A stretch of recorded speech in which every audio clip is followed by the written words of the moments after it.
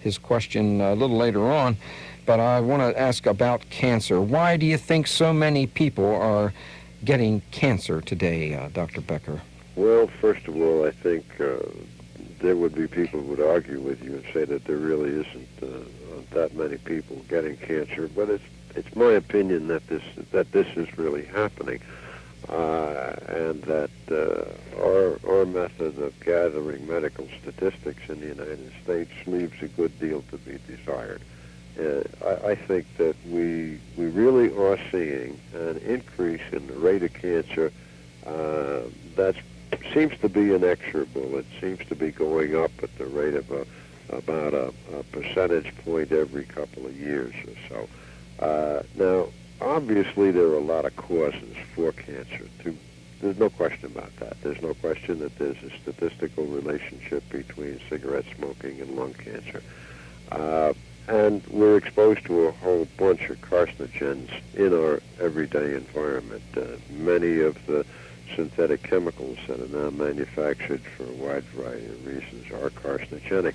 But underneath all of this, I think that there is another factor which, whether or not it's going to turn out to be the most significant, most important factor, I think it will be one of the most important factors, and that is the electromagnetic environment that we're living in today.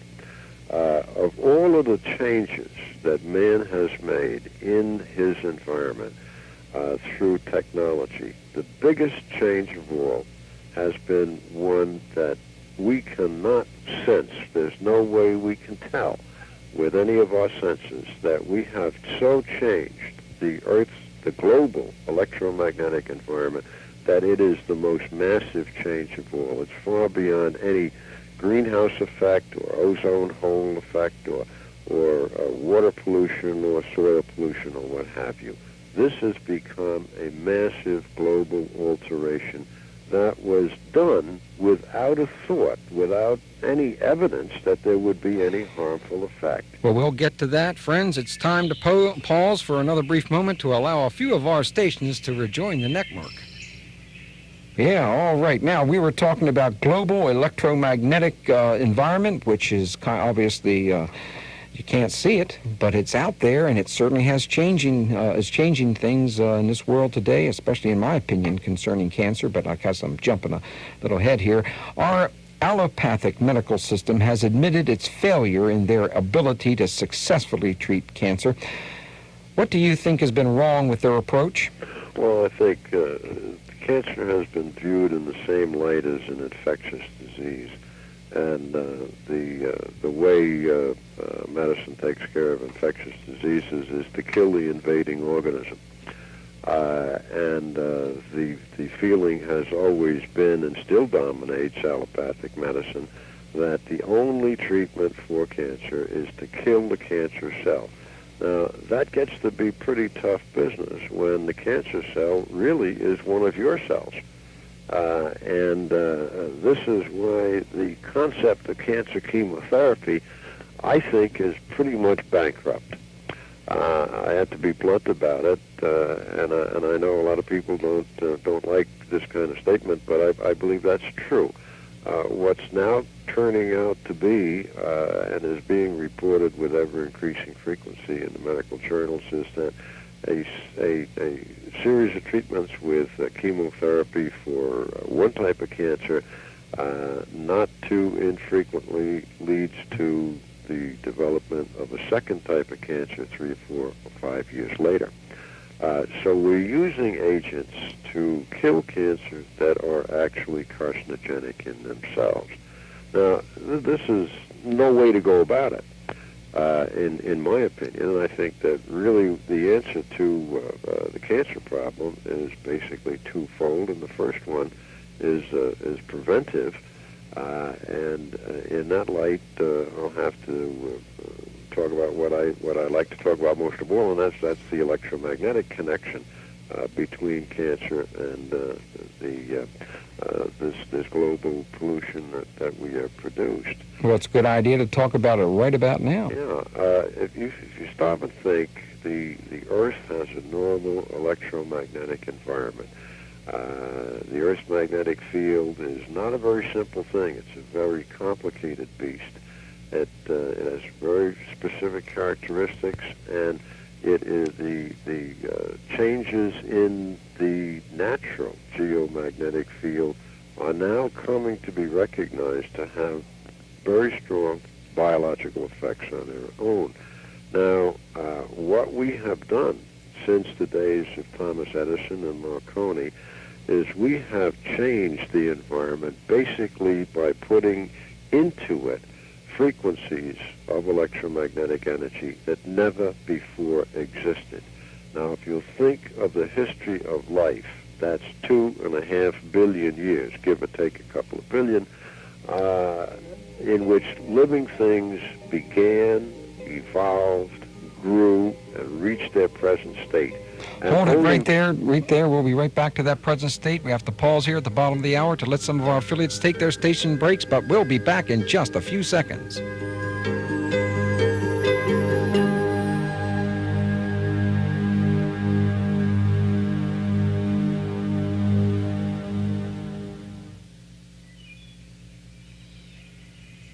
And we're back with all the birds and all, Dr. Becker.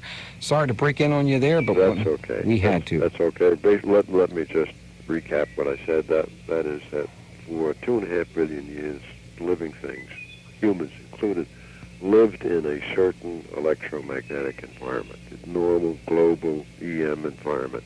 And only within the past 50 years have we made these massive changes in that environment. And it's over that same period of time that we have begun having the problems with our medical care system, with what appears to be epidemic types of cancer that are appearing at the present time. I think there's a very definite connection, and I believe that connection should very certainly be looked at. Now, on the other side of the coin, the evidence is rather clear that abnormal, man-made electromagnetic fields do influence the operation of the genetic system when cells divide. They do influence the rate of division of cancer cells. They speed it up enormously. Now, if it has these kinds of effects, is it not possible that we could look at the whole range of effects of electromagnetic energy and the growth of cancer cells or the origin of cancer cells and possibly arrive at a position in which we could say, well, this kind of electromagnetic energy can cause a cell that has become cancerous to revert back to normal.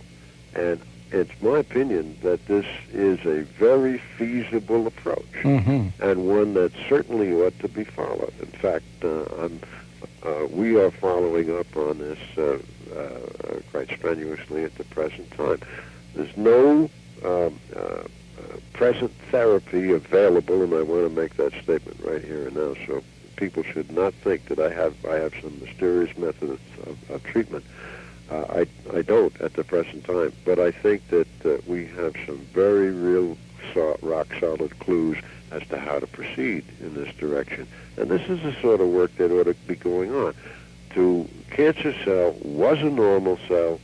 Its genetic apparatus has been altered. It's become abnormal.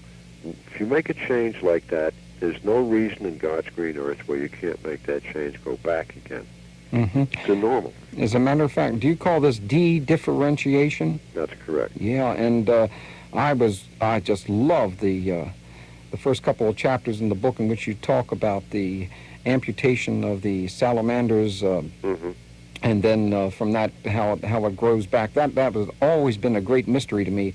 Friends, you got to get a hold of this book. You really do. As a matter of fact, before we go on to welcome our stations back, let me tell you the name of it once again. It is called Cross Currents, The Perils of Electropollution, The Promise of Electromedicine, published by Jeremy P. Tarcher in 1990. Call 1-800-333-3969, extension 326, and get a hold of a copy of this. And yes, we will get to one of our listeners' questions, but I just want to point that out, that de-differentiation, that is a process which is quite different than going out there and killing the cells, friends, because as you kill the cell, you absolutely can kill other things as well, especially with chemotherapy. Well, friends, right about now, it's time to pause for another brief moment to allow a few of our stations to rejoin the network.